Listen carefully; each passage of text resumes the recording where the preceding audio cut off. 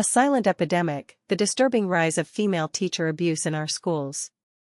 The sanctity of the classroom, once a trusted space for learning and growth, is increasingly being shattered by a horrifying truth: sexual abuse perpetrated by female teachers against children. This issue, often overshadowed by the more commonly discussed male perpetrators, is a far greater problem than many imagine, with the scale of incidents in school districts across the USA proving truly horrifying. The very notion challenges deeply ingrained societal perceptions. Yet, the evidence is stark and widespread.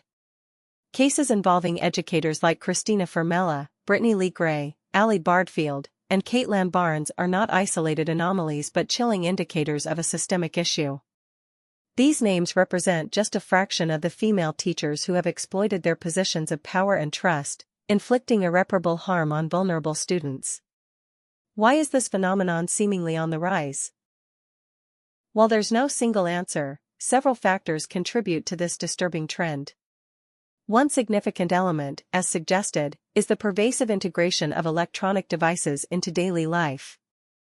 The digital age has inadvertently provided new avenues for predators.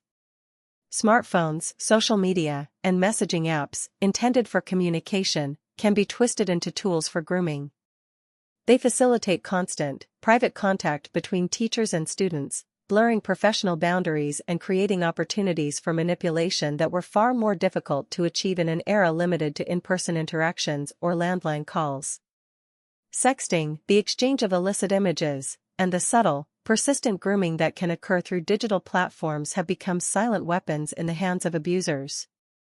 Furthermore, the societal blind spot concerning female perpetrators often delays detection. There's a pervasive myth that women are inherently less likely to commit such crimes, leading to a dangerous lack of suspicion.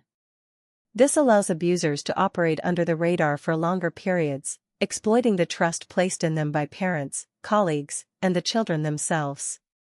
Victims, especially boys, may also face additional barriers to reporting due to societal stigmas or fears of not being believed. The consequences of this abuse are devastating, leaving lasting psychological scars on children and eroding the vital trust between communities and their educational institutions. Our school districts must confront this uncomfortable reality head-on. This demands heightened vigilance, robust reporting mechanisms, mandatory comprehensive training for all staff on recognizing and preventing grooming behaviors, particularly those facilitated by technology, and a commitment to swift, transparent action against perpetrators regardless of gender. The time for complacency is over. We must acknowledge the full scope of this crisis, understand its evolving nature in the digital age, and take aggressive measures to protect the most vulnerable in our society.